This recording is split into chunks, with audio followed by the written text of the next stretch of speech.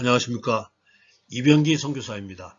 조종사 출신 선교사가 전하는 예수님 이야기 8월 세 번째 주일 말씀입니다. 오늘 말씀 나눌 내용의 제목은 죽음 그리고 그 이후 이렇게 정했습니다.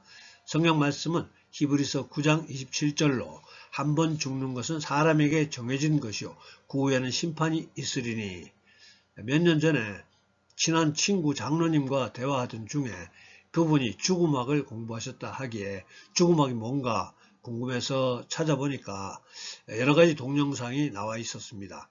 그중 한 분의 강의 잠깐 들어보니까 강의 중에 죽었다가 살아난 사람 간증 소개하는데요.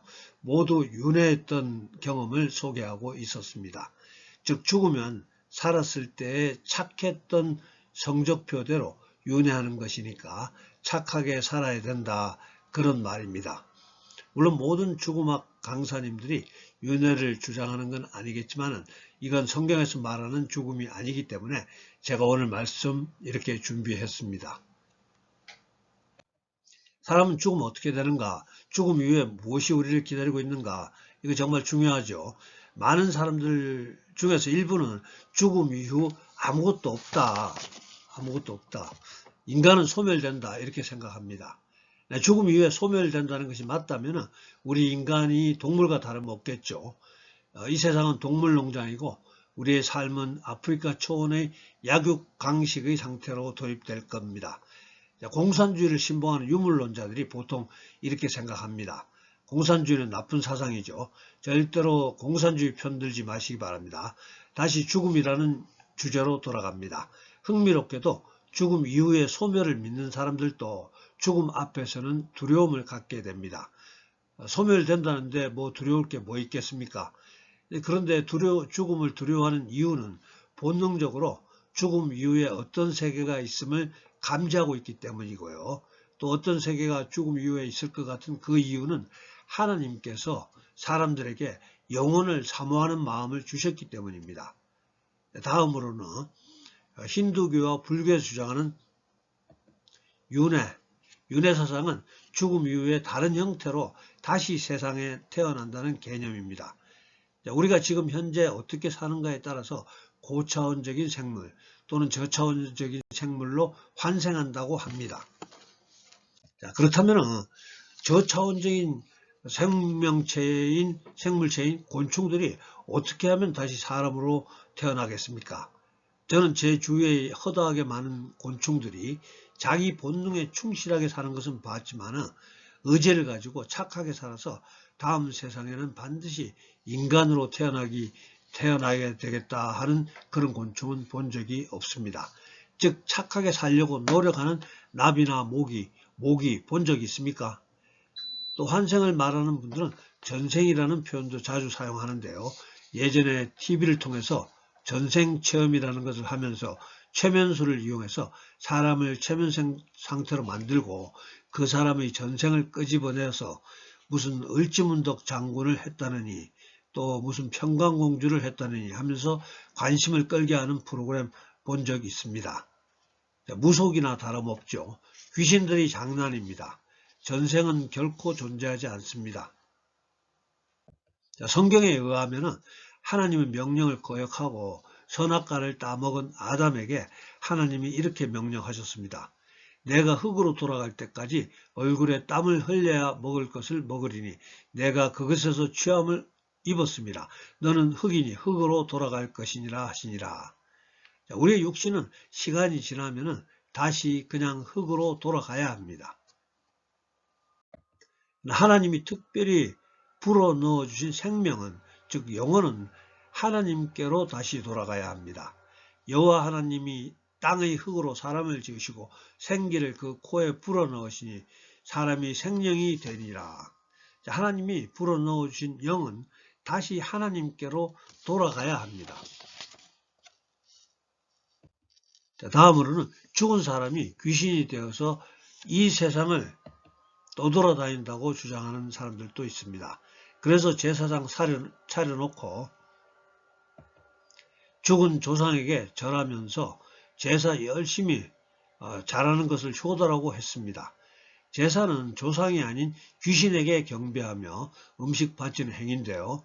이런 귀신 숭배, 세계에서 가장 열심히 하던 이시조선 말기 우리나라는 그 귀신들의 도움으로 세계에서 가장 가난하고 저주받은 나라로 서양 선교사들에게 발견되게 됩니다. 자, 그래서 성경은 귀신에게 제사하지 말라고 권면합니다. 무릇 이방인이 제사하는 것은 귀신에게 하는 것이요 하나님께 제사하는 것이 아니니 나는 너희가 귀신과 교제하는 자가 되기를 원하지 아니하노라. 자, 성경은 귀신을 하나님을 대적하는 범죄한 천사라고 우리에게 가르쳐 주십니다. 귀신은 나쁜 존재라는 것이죠. 그렇다면 성경에서 말하는 죽음, 그리고 그 이유는 어떻게 될까요? 먼저 크리스천이 죽으면 육신은 죽어서 흙으로 돌아가는데요. 영혼은 죽지 않고 바로 몸에서 빠져나와 낙원으로 갑니다. 천국이라고도 하고요. 예수님이 계신 곳입니다. 하나님이 계신 곳입니다. 그래서 구약 전도서를 기록한 기자는 죽기 전에 미리 창조주 하나님을 좀 생각하면서 살아가라고 이렇게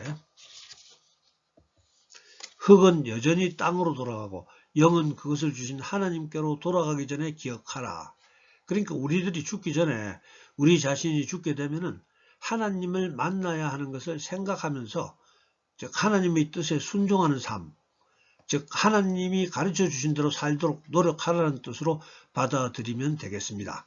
그것은 대체로 선량한 삶이지만 성경적인 삶을 말합니다.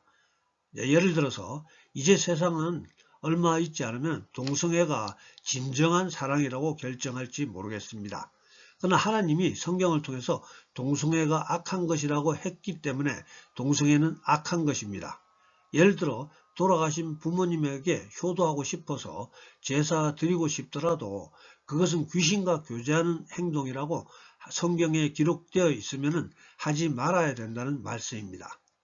그러니까 선과 악의 기준이 하나님의 말씀, 즉 성경이 기준이 되어야 한다는 뜻입니다. 죽음에 대한 말씀 계속하는데요.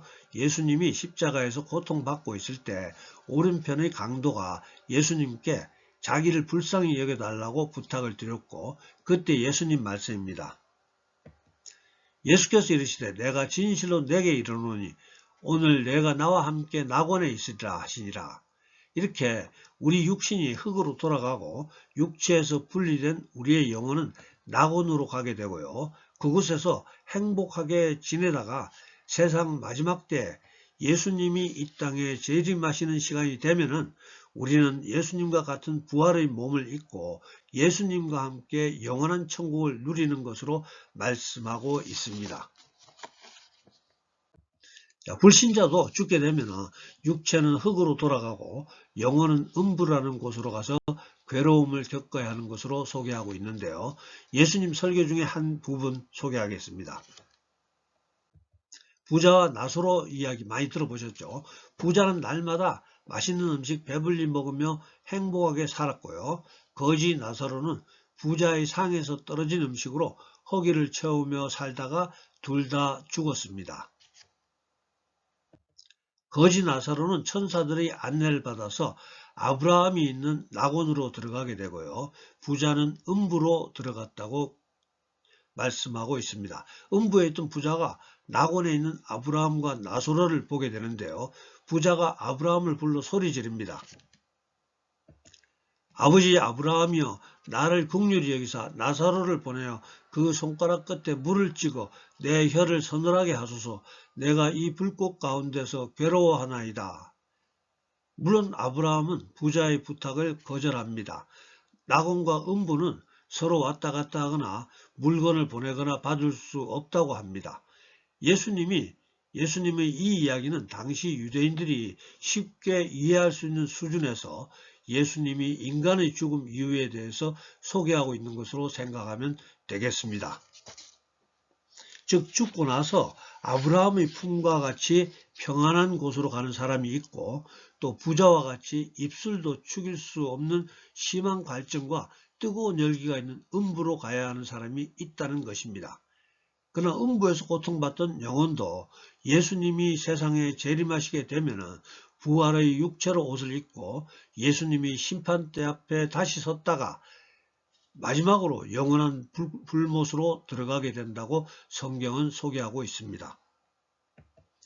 누구든지 생명책에 기록되지 못한 자는 불못에 던져지더라. 즉 중간 어딘가에 존재하는 영혼은 없습니다. 둘 중 하나입니다. 천국과 같이 행복한 곳으로 가든지 불못과 같이 지옥으로 가든지입니다. 요약하면 사람이 죽으면 낙원이나 음부로 가게 되는데요.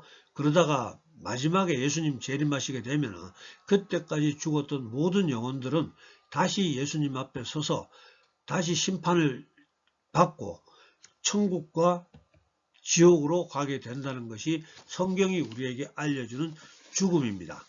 자, 그렇다면 한 가지 의문이 들 수 있습니다. 자, 무슨 절차가 그렇게 복잡하냐? 맞습니다. 좀 복잡합니다. 네, 그 이유는 이렇습니다. 제가 여러 차례 소개 드렸는데요. 실제 하나님의 세계, 즉 그리고 죽음 이후의 세계는 4차원 이상의 시간이라는 제약이 없습니다. 베드로후서 3장 8절에 이런 말이 있었는데요. 사랑하는 자들아 죽게는 하루가 천년 같고 천년이 하루 같다는 이 한 가지를 잊지 말라. 하나님의 세계, 영혼의 세계, 그리고 죽음 이후의 세계는 과거와 현재와 미래가 구분 없이 한순간이지만은 3차원을 살아가는 우리에게는 과거와 현재와 미래로 구분해서 죽음 이후를 소개하고 있기 때문입니다. 자, 그냥 이렇게 생각하면 됩니다. 죽으면은 모든 영혼은 예수님 앞에 가야 합니다. 그곳에서 예수님의 심판을 받고 예수 천국, 불신 지옥으로 나누어진다라고 생각하면 됩니다. 이해가 되시죠? 자, 세상 사람들은 전생을 다녀온 사람들이 간증이 있다고 주장하면서 우리에게 성경이 진리라는 것을 어떻게 증명하느냐고 반문합니다. 지금까지 제가 수도 없이 성경이 진리임을 전했습니다. 성경을 믿지 못하시는 분들에게는 별도로 추가해서 드릴 말씀은 없습니다. 그러나 한 가지만 더해서 말씀드리면 성경이 진리라고 가정하신다고 해서 윤회를 믿는 분들이 손해보는 것은 전혀 없습니다. 왜냐하면 성경은 예수님을 믿으라고 하면서 또한 예수 믿는 사람답게 착하게 살라고 권면합니다. 윤회를 믿는 분들은 어차피 착하게 살아서 다음 생에 신분 좋은 사람으로 태어나고 싶은 거 아니겠습니까? 그런 목적으로 착하게 사나 또 저런 목적으로 착하게 사나 착하게 사는 것은 마찬가지니까 그냥 예수 믿으시기를 권해드리고 싶습니다. 자, 오늘 말씀은 죽음학을 공부하신 친구 장로님의 이야기 듣고 죽음학 강의를 듣다가 오늘 말씀을 준비하게 되었습니다. 제가 들었던 죽음학 강의를 요약하면 이런 이야기입니다. 갑자기 죽게 되면 죽음 준비도 못하고 죽는다. 그러니까 죽음 준비가 살아있을 때 필요하다. 그래서 미리 죽음을 준비해야 한다. 그 준비로는 장기 기증서약서, 사전 연명 의료 의향서, 유언장, 또 영정사진과 수의를 준비하고 묘지는 어디로 하고 묘비 명예는 뭘 적고 버킷리스트를 실행하고 용서할 사람이 있으면 빨리 용서하거나 화해해서 인간관계를 회복해야 한다. 이런 것들입니다. 예수님 믿지 않는 사람들은 세상 사람들은 이런 죽음 준비가 필요할 것 같습니다. 우리 예수 믿는 사람들은 좀 다르게 생각할 필요가 있습니다. 먼저 하나님을 실제로 경험했던 두 사람 이야기 기억해 보겠습니다. 예전에 한번 소개 드렸는데요. 서울 중현교회 담임 목회 하셨던 신성종 목사 70세에 모든 사역을 내려놓고 노후에 편안하게 보내려다가 그제서야 즉 70이 넘어서 환상을 통해서 천국과 지옥을 실제로 경험하게 되었습니다. 너무 놀란 경험을 한 신목사는 부부와 함께 인도로 선교사역을 위해 떠나게 되었습니다. 신문기자가 질문합니다. 왜 그렇게 늦은 나이에 모든 것이 불편하고 열악한 선교지로 떠났습니까? 목사님 답변인데요. 천국과 지옥을 보고 나니까 무엇이 중요한지 이제야 알게 되었기 때문입니다. 선교지로 떠나지 않을 수 없었습니다. 그렇습니다. 천국과 지옥을 보고 돌아온다면 누구나 그의 삶이 변할 것 같습니다. 또 한 분 장요나 선교사입니다. 여러 번 소개드렸는데요. 잘 나가던 사업가였습니다. 크리스천으로 교회에서는 안수집사에, 직장에서는 신우회 회장이었지만 스스로는 썬데이 크리스천이었다고 고백했습니다. 즉 주일에만, 그러니까 일주일에 한 번 교회 출석만 하는 크리스천이었습니다. 그러다 어느 날 쓰러져서 식물인간이 되었습니다. 근데 본인은 나중에 간증하기를 모든 의식은 살아있었지만 눈도 깜빡거릴 수 없는, 즉 의사표현을 전혀 할 수 없었고 완전한 식물인간이 되었습니다. 10개월째 10달간 누워있을 때 자기 부인과 장모가 자기에게 생명을 공급해 주던 산소호흡기를 떼려고 할 때야 정말 죽겠구나, 위급 상황임을 깨닫고 그때부터 하나님을 부르게 되었답니다. 그리고 10개월을 식물인간으로 누워있던 장요나 선교사는 마침내 예수님을 만나게 되고 병상에서 일어나게 됩니다. 그리고는 모든 것을 내려놓고 가방 2개 들고 선교지로 베트남으로 떠나게 됩니다. 이분도 사도 바울, 즉 예수 믿는 사람 잡아 죽이러 다니다가 부활하신 예수님을 경험하고 회심하게 되었던 사도 바울의 고백,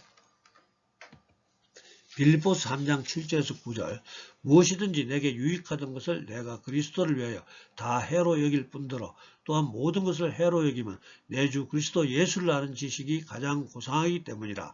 내가 그를 위하여 모든 것을 잃어버리고 배설물로 여기면 그리스도를 얻고 그 안에서 발견되려 함이니.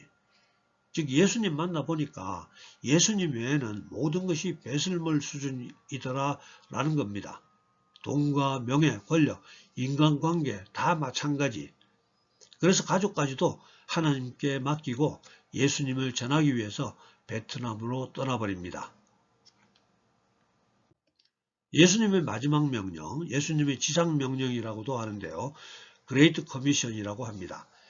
예수님이 부활하신 후 제자들을 떠나서 승천하시기 직전에 제자들에게 너희들 세상으로 나가서 전도해라. 여기 가만히 있지 말고 나가서 복음을 전해라. 이 말씀하시고 그 내용이 여러 복음서에 기록되어 있습니다. 오늘은 마가복음에서 기록한 대위명령, 그레이트 커미션을 소개하겠습니다. 또 이르시되 너희는 온 천하에 다니며 만민에게 복음을 전파하라. 믿고 세례를 받는 사람은 구원을 얻을 것이요 믿지 않는 사람은 정죄를 받으리라. 자, 세상으로 나가서 전도해라, 복음을 전해라, 이 말씀입니다. 예수님이 사역하시는 중에 한 번은 이런 말씀 가르치신 적 있는데요. 마태복음 후반부에 나오는 달란트 비유라고 알려진 이야기입니다. 어떤 사람이 타국으로 떠날 때 자기 종들에게 각각 그 재능대로 한 사람에게는 금 5달란트, 한 사람에게는 2달란트, 한 사람에게는 1달란트를 주고 떠났습니다. 나중에 주인이 돌아와서 주인이 맡긴 것으로 열심히 장사해서 이익을 남긴 자들에게는 그 주인이 이르되 잘하였도다. 착하고 충성된 종아, 내가 적은 일에 충성하였으며 내가 많은 것을 내게 남기리니 내 주인의 즐거움에 참여할지어다 하고, 아무런 이익을 남기지 못한 종에게는 그 주인이 대답하여 이르되 악하고 게으른 종아, 그리고 또 이 무익한 종을 바깥 어두운 데로 내쫓으라. 거기서 슬피 울며 이를 갈리라 하니라. 이렇게 지옥으로 끌려가게 된다는 이야기입니다. 즉 우리에게는 하나님이 하늘로 승천하시기 직전에 우리 크리스천들에게 주신 말씀이 있다는 겁니다. 그리고 우리는 우리가 살아있는 시간 내에 예수님이 재림을 맞이하든지 아니면 죽음을 통해서 천국에서 예수님을 만나든지 어찌되었든 예수님을 다시 만나야 합니다. 그때 어떤 분들은 착하고 충성된 종아 이렇게 불려질 것이고, 어떤 분은 악하고 게으른 종아 이렇게 불려질 것입니다. 어떤 분은 양으로 분류될 것이고 어떤 분은 염소로 분류될 것입니다. 우리 산중교회 성도 여러분, 그리고 인터넷으로 말씀 함께 듣는 성도 여러분, 예수님 다시 만나게 되면 부디 우리 모두 착하고 충성된 종으로서 불려질 수 있기를 예수님 이름으로 축복합니다.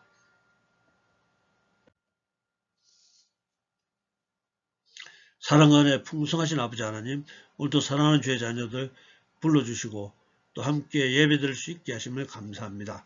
오늘은 모든 사람들이 겪어야만 하는 죽음이 무엇이고 또 죽음 이후 어디로 가야 하는지에 대한 말씀 나누었습니다. 이제 우리 산중교회 성도님들, 또 인터넷으로 말씀 함께 듣는 성도 여러분들, 또 세상 사람들과는 다르게 머지않아 예수님 만나 예수님의 평가를 받게 된다는 것 기억하면서 살아갈 수 있도록 붙들어 주시옵소서. 우리가 지금까지 추구해 오고 있던 돈과 명예와 권력, 조금 있으면 죽으면 아무 소용없다는 것임이 생각나게 해 주시옵시고, 이제 얼마 남지 않는 이 세상에서의 시간들 좀 더 보람있고 또 하나님의 자녀답게 아름답고 멋있게 살아갈 수 있도록 축복해 주시옵소서. 아버지 하나님, 오늘도 기도합니다. 약속하신 성령으로 기름 부어주셔서 때를 얻든지 못 얻든지 세상 사람들에게 우리 예수님 위대하심을, 우리 예수님 살아계심을 자랑할 수 있는 우리의 남은 날들 되게 하여 주시옵소서. 그리고 하나님의 자녀답게 당당하게 살아갈 수 있도록 능력으로 덮어주시옵시고 우리의 삶을 축복하여 주시옵소서. 예수님 만났을 때 우리 모두 착하고 충성된 종으로 불려질 수 있도록 우리의 삶을 인도하여 주시옵소서. 지금은 우리 구주 예수님 은혜와 아버지 하나님의 극진하신 사랑과 성령님의 감동, 감화, 교통하심이 오늘 예배에 참석한 우리 모두에게 또 우리들의 가정과 일터와 섬기는 교회 위에 지금부터 영원토록 함께해 주셨기를 간절히 축원하옵나이다. 아멘. 예, 감사합니다. 할렐루야. 다음 주에 뵙겠습니다.